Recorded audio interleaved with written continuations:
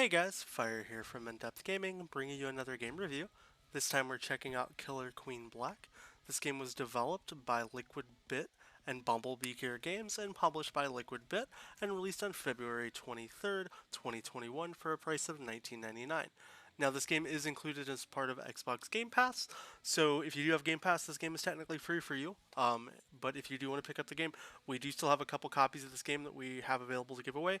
So if you haven't already joined our Discord, we'll have a link down below, and you can enter in for a chance to win one of our giveaways we always have going on, and you might win Killer Queen Black.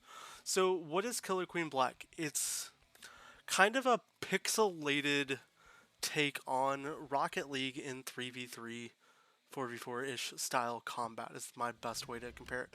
So when you first start out in the game, if you join into a game that's already in progress, as you can see here on screen, you kind of spectate. You have three main objective goals: either collect, the egg honey things, get queen deaths, or bring the snail to the end of the line.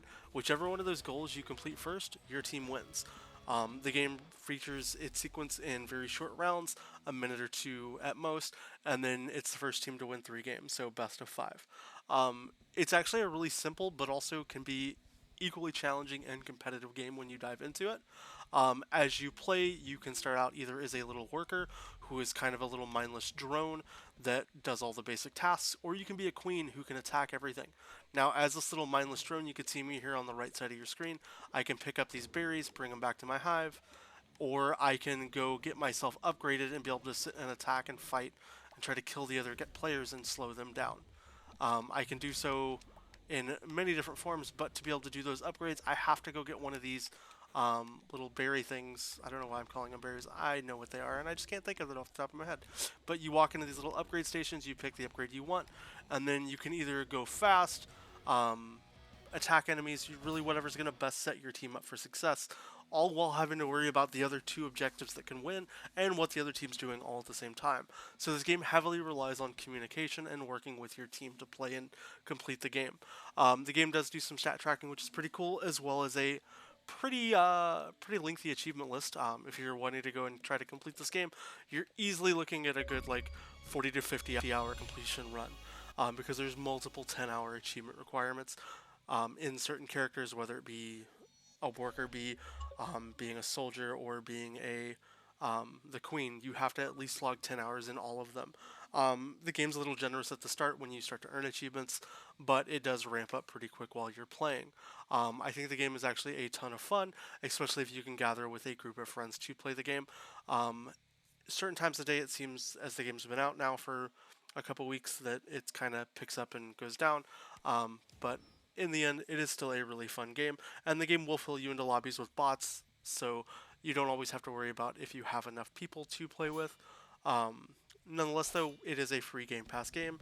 If you have to pay $20, I don't know if I could recommend paying $20 for the game, but I would recommend playing it through Xbox Game Pass.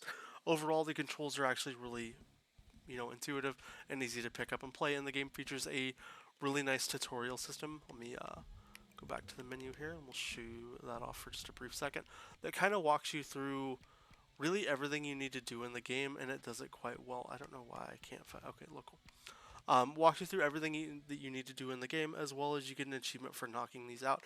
And the game does it all in stage steps to kind of gently walk you into everything. It'll take you about 10 minutes to really walk through all the tutorial steps, but for any new players, I'm going to highly recommend it. As well as the game does do some stat tracking, so you can see all your progression, which is another nice thing for games like this that want to be competitive, and you can see how you're ranking against you and your friends.